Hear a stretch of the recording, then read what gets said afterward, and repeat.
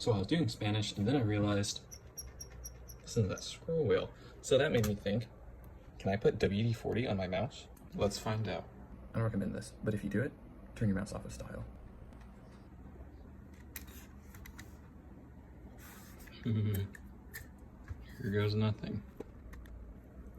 Oh, that's a lot. Get out of there. I don't want that much in there. I do not want that much in there. Ugh. Let's do the other side.